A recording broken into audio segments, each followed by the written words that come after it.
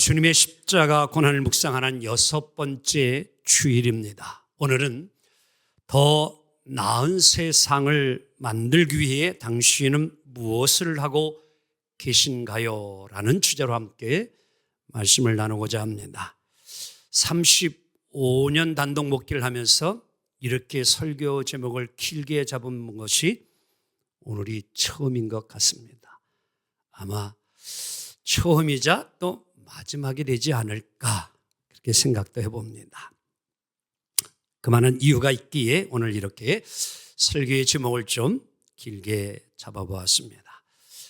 교회력에 따르면요, 오늘 이 한 주간은 고난주간이라 이렇게 이야기를 합니다. 예수님이 이 땅에 오셔서 마지막 이제 삶을 이루었던 한 주간.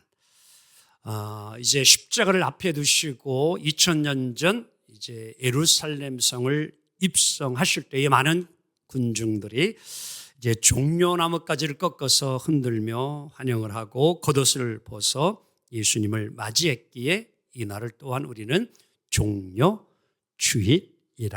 이렇게 부릅니다.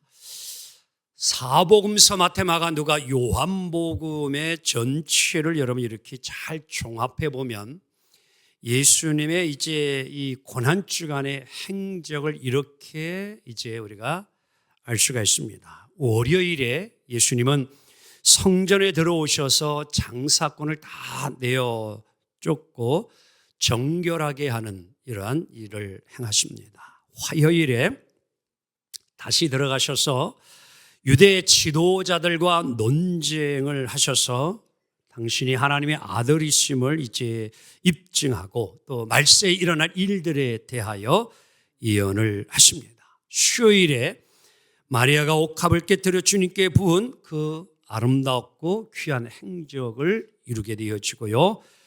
가장 바쁘고 분주했던 날, 목요일, 십자가를 지시기 전날 예수님은 다락방에 제자들을 모십니다.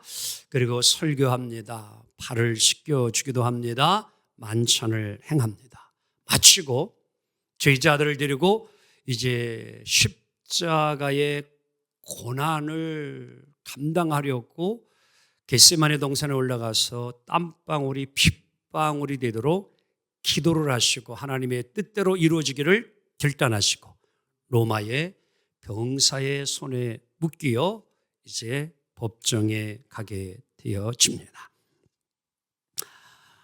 빌라도에게 헤롯에게 다시 빌라도에게 헤롯에게 법정을 오고 가다가 끌려다니다가 이제 결국 빌라도 총독에 의하여 새벽 6시에 사형 선고를 받게 되어집니다. 그리고 예수님은 금요일 골고다 언덕을 오르시어 아침 9시에 십자가에 못 박히시고 그리고 오후 3시에 숨을 거두기까지 6시간 동안 십자가에 달리고 운명을 하십니다. 아리마대 요셉이 준비한 무덤에 이제 들어가셔서 토요일 하루를 쉬시고 다음날 부활하십니다. 그 시간이 새벽 3시 반 4시경이라고 성서학자들은 이야기를 합니다. 이것이 예수님이 겪었던 고난주간의 한 주간의 삶입니다. 바로 없기는 여러분께서도 이제 금년 고난주간 주님의 고난을 묵상하면서 뜻깊게 보내는 한 주간이 되기를 간절히 소망합니다.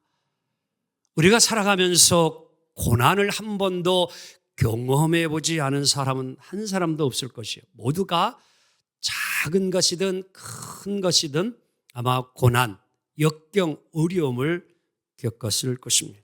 그래서 인생을 고난의 바다라 이렇게 표현하기도 합니다. 자, 오늘의 본문 내용은 예수님이 이 땅에 오시기 전 BC 700년 전 이사야라고 하는 대선지자를 통하여 하나님이 장차 이 땅에 오셔서 이제 고난과 고통을 당할 예수님에 대하여 예언해 놓은 말씀이 오늘의 본문입니다. 자, 이렇게 시작합니다. 3절 시작. 멸시를 받아 사람들에게 버림받았으며 간고를 많이 겪었으며 질고를 아는 자라 마치 사람들이 그에게서 얼굴을 가리는 것 같이 멸시를 당하였고 우리도 그를 귀히 여기지 아니하였도다. 어떻게 보면 사랑했던 제자들마저도 예수님을 부인하고 다 떠났던 예수님, 마지막 길이 너무 괴롭고 외로웠던 예수님. 근데 예수님이 이 가시는 길은 결코 자신의 죄 때문이 아닙니다. 그런데 많은 사람들은 잘못 생각을 가지고 있었습니다. 누구에 대하여? 예수님에 대하여. 자, 4절 함께 읽습니다. 시작. 그는 실로 우리의 질고를 지고 우리의 슬픔을 당하였거늘 우리는 생각하기를 그는 징벌을 받아 하나님께 맞으며 고난을 당한다 하였노라.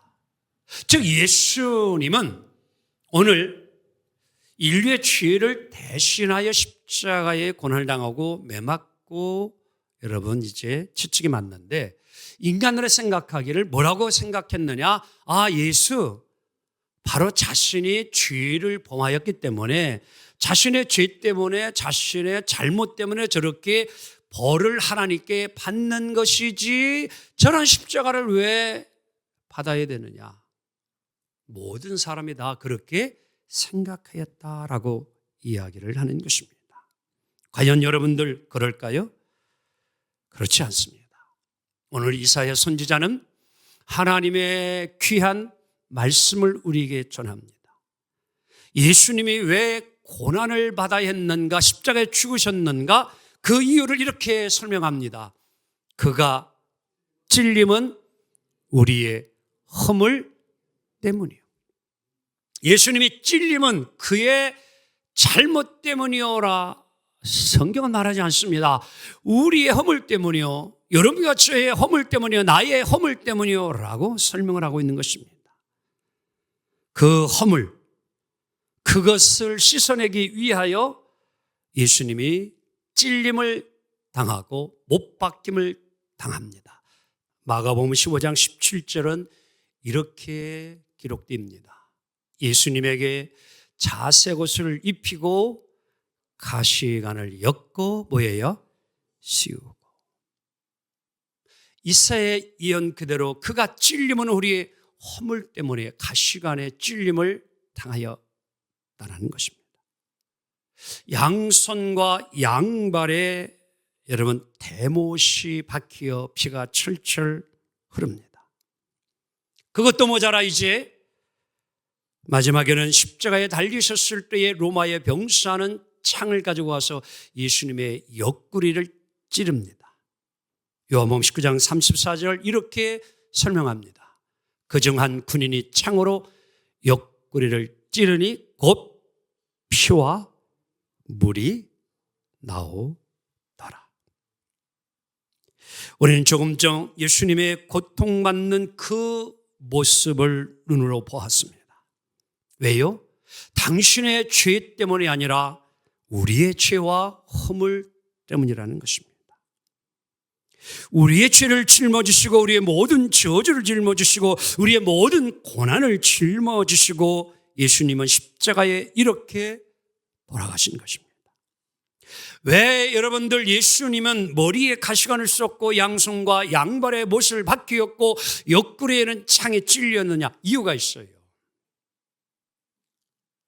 우리들이 늘 죄를 범할 때 가장 먼저 행하는 것이 머리입니다. 이 생각이에요. 그래서 이 생각의 허물, 이것을 사하기 위하여 예수님은 머리에 가시관을 쓸 수밖에 없었어요. 우리들이 범죄할 때 때는 뭐예요? 손으로 범죄합니다. 물건을 훔칠 때에. 그리고 발이 함께 따라가지요.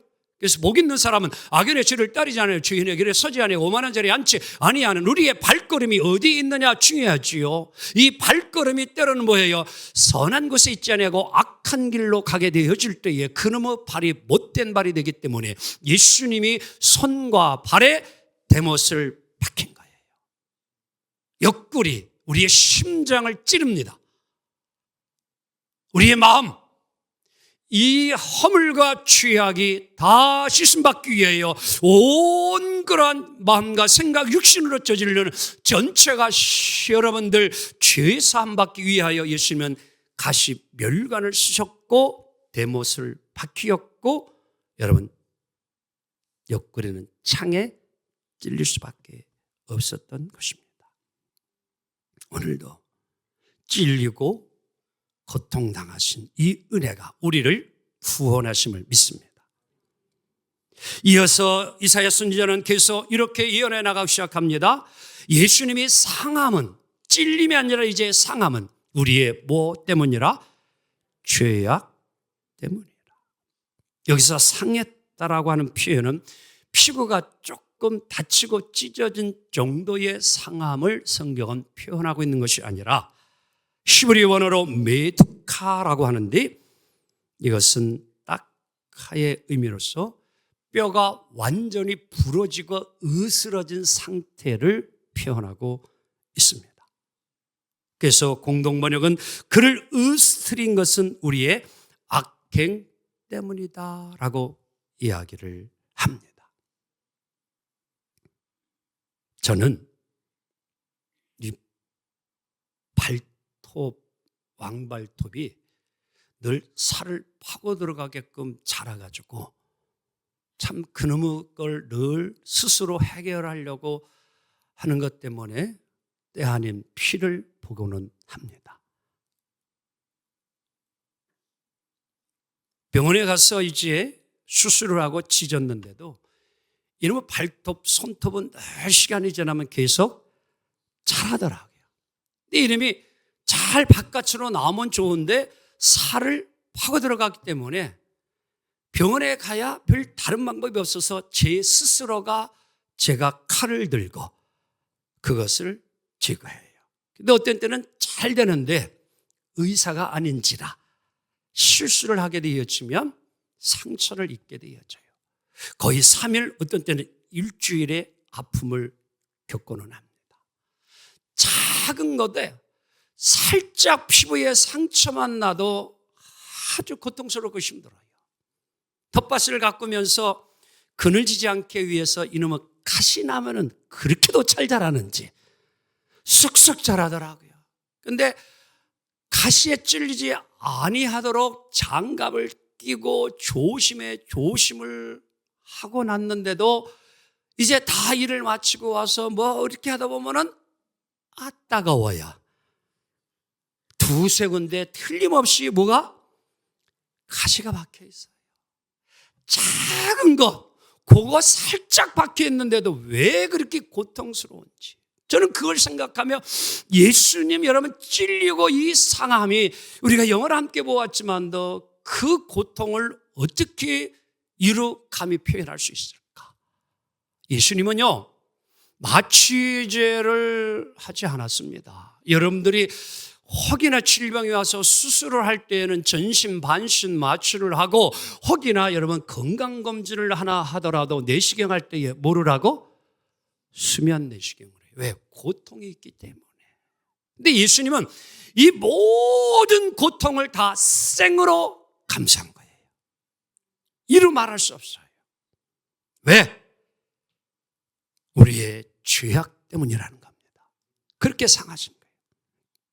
근데 오늘 예수님이 이렇게 찔리고 상하신 이유는 자, 더 나아가 이렇게 하나님은 설명해 줍니다. 그가 시작, 그가 징계를 받음으로 우리는 평화를 누리고. 자, 이렇게 한번 고백합니다. 예수님이 징계를 받음으로 나는 평화를 누리고. 시작, 예수님이 징계를 받음으로 나는 평화를 누리고. 믿습니까?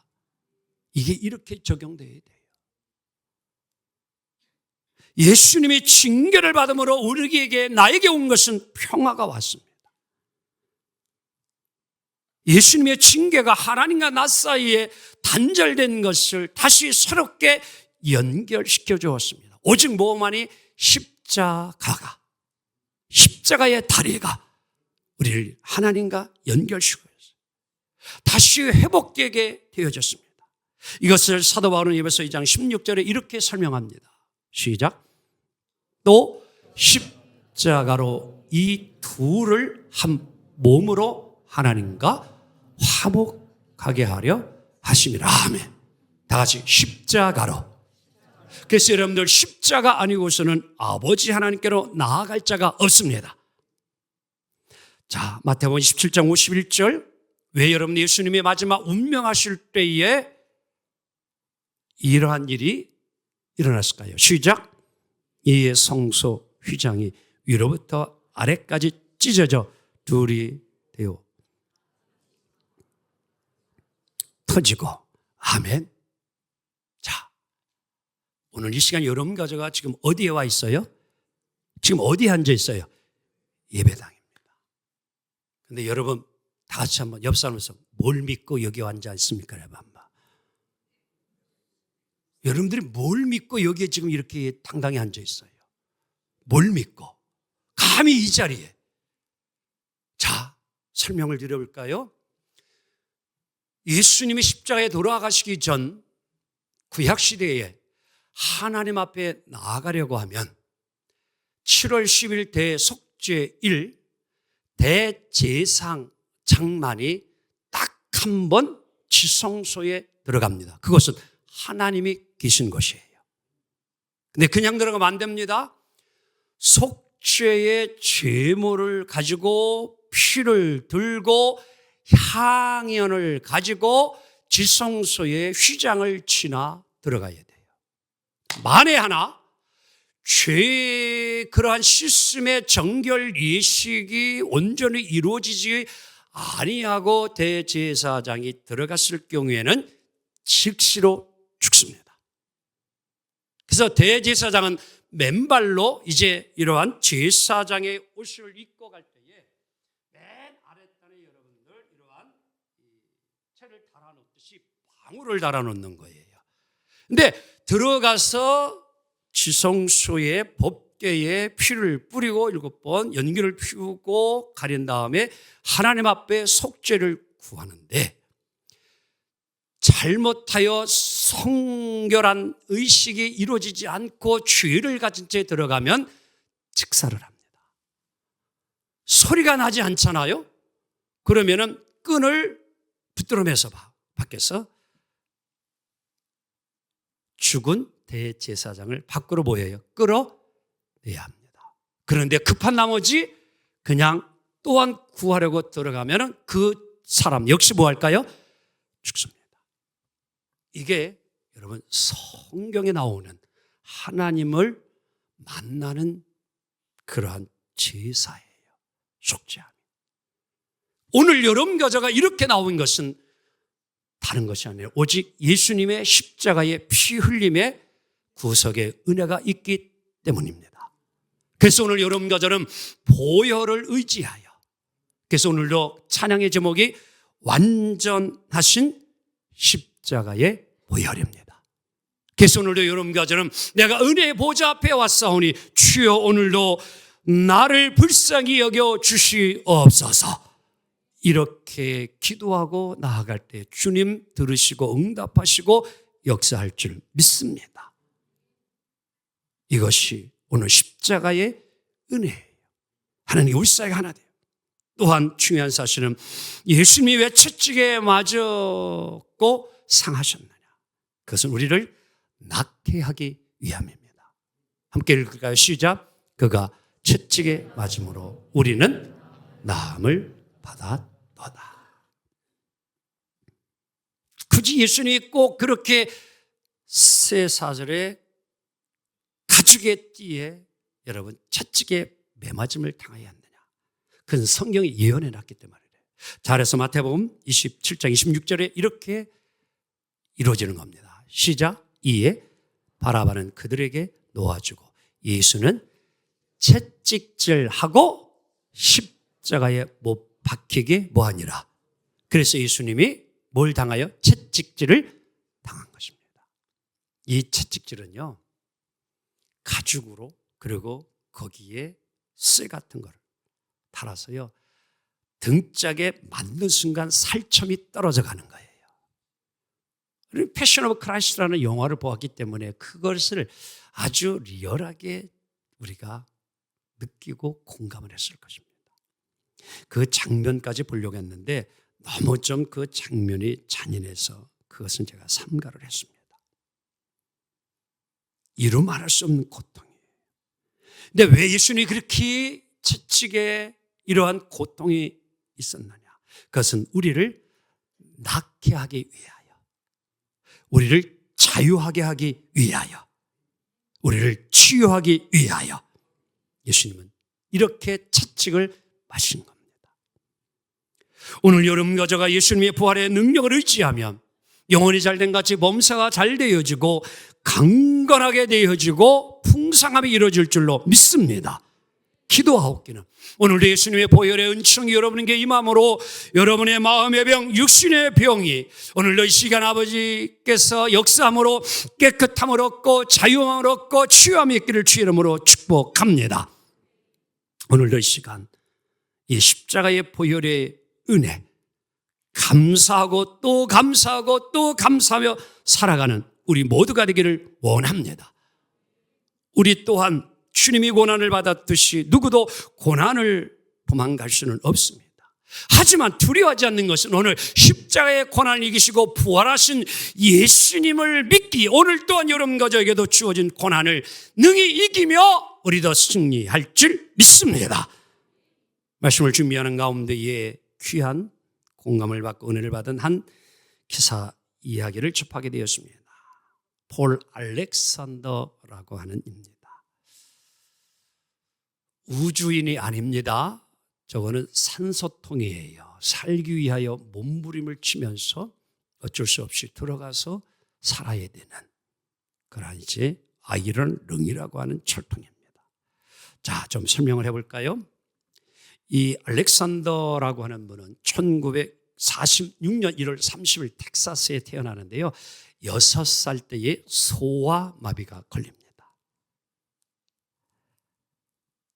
호흡하기가 너무 어렵기 때문에 그 당시의 치료 방법이라고 하는 것은 아까 본 그림대로 이 산소 넣을 수 있는 철통을 만들어서 그곳에서 사는데 거의가 이런 치료를 해도 살지 못하고 죽어갈 수밖에 없었어요. 근데 이때에 이 알렉산더의 부모님은 믿음을 가진 분들이에요.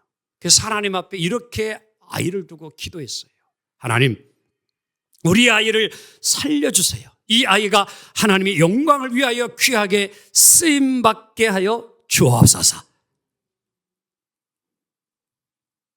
때때로 교회 나와서 아이를 끌어안고 눈물로 통곡하며 하나님 앞에 기도를 합니다. 그래서 그런지 이 아이도 부모님의 그러한 눈물의 기도를 함께 느끼며 소망을 갖고 믿음을 가지고 그 고난을 어려움을 함께 싸워나갑니다. 긴 플라스틱 막대를 이용해서 입으로 글씨를 씁니다. 그리고 그림을 그립니다. 그리고 때로는 철제 산소통에만 갇혀 있는 것이 너무 괴롭고 힘들어서 잠깐 나왔다가 휠체어를 타고 또 바람을 쐬고 다시 들어갑니다. 쉴 새 없이 그런 일을 이루어갑니다. 그런데 놀라운 사실은 그가 이 철통과 같은 산소통에 몇 년을 살았느냐? 72년을 삽니다. 그는 꿈을 버리지 않았습니다. 가정교사의 도움으로 21살 나이에 고등학교를 전교 2등으로 졸업합니다. 그리고 이제 남부 하버드로 불리는 텍사스 대학에 들어가서 1978년 경제학으로 학사 학위를 받고 1984년 법학 박사 학위를 취득하고 1986년에 여러분 이제 변호사 시험에 합격을 하고 가정법 그리고 전문 변호사로 많은 이들을 위하여 귀한 사역을 활동을 이루어갑니다. 온몸이 마비되어 손을 쓸 수 없기에 입에 도구를 물고 키보드를 두드리면서 책을 썼습니다. 그리고 입에 펜을 물고 성경책을 한 장 한 장 넘기며 하나님의 말씀을 읽고 그는 절망의 자리에서도 고난의 자리에서도 믿음을 잃지 않고 도전하여 위대한 인생의 역사를 이룬 줄 믿습니다. 그가 그러한 여러분 기적을 이룰 수 있는 가능했던 것은 늘 부모님이 들려주었던 말씀, 함께 우리도 우리 자녀들에게 좀 이렇게 이야기해 주면 좋을 것 같아요. 다 같이 넌 무엇이든 할 수 있어. 아멘. 이것은 빌립보 4장 13절에 사도 바울이 내게 능력 주시는 자 안에서 내가 모든 것을 할 수 있느니라 라는 말씀과 연결이 됩니다. 이 말이 오늘 이 알렉산더 아들에게 희망과 꿈이 됐어요. 작년 3월 11일 78세 일기로 그는 하나님의 품에 안기었습니다. 그는 죽었지만 수많은 사람에게 꿈과 희망을 주었습니다. 고난이 우리에게는 삶의 여러분 절망이 아니라 오늘도 희망을 향해 나아가는 도구라는 것을 보여준 것입니다. 여러분, 오늘 예수님의 고난이 있었기에 오늘 우리에게는 구원의 은혜가 영생이 주어짐을 믿습니다. 오늘 이 시간 여러분의 삶이 때로는 어렵습니까? 지금 고난의 자리에 있습니까? 힘들고 있습니까? 포기하지 마시고 주님 바라봅시다. 우리도 예수님이 고난을 승리했듯이 우리도 이기며 나아갈 줄 믿습니다. 오늘 이 알렉산더 그가 생전에 남기었던 말 함께 봅니다. 여기에서 설교의 제목이 나왔습니다. 시작. 당신 왜 여기 있나요? 당신이 살아가는 목적은 무엇인가요? 당신의 삶에는 목적이 있어요? 더 나은 세상을 만들기 위해 당신은 무엇을 하고 계신가요? 더 나은 대한민국을 만들기 위해 당신은 무엇을 하고 있나요? 더 나은 회사를 위해 당신은 직장인으로서 무엇을 하고 있나요? 더 나은 아름다운 축복의 가정을 만들기 위해 당신은 무엇을 하고 있나요?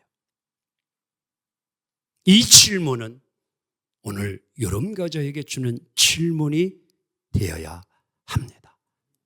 그리고 우리는 이 질문 앞에 답을 하는 삶을 살아가야 합니다.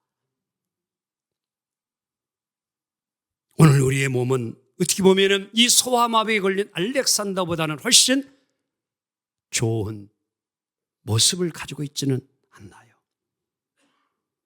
많은 사람들에게 마비 몸을 가지면서도 꿈과 희망을 주었던 그의 삶. 오늘 우리들도 우리의 주위를 돌아보며 절망한 사람들을 바라보며 예수 십자가의 사랑을 가지고 그들에게 희망을 주는 삶이 있어야 될 줄 믿습니다. 이 땅에 살고 있는 251만의 다문화 가정들을 주의 사랑으로 우리는 품고 가야 합니다. 이 땅에 살고 있는 수많은 장애인들을 주의 사랑으로 또한 품어야 합니다. 이 땅에 살고 있는 탈북자들, 노숙자들, 미혼모 자녀들, 그리고 재해로 어려움에 빠진 이들, 지진으로 고통 중에 있는 이들, 우리는 십자가 사랑으로 그들을 품고 가야 합니다. 우리 모두 하나님의 귀한 뜻을 이루어감으로 여러분 가정가 있음을 통하여 그곳이 보다 더 나은 세상이 되어지고 삶의 자리가 되어지기를 주님의 이름으로 축복합니다.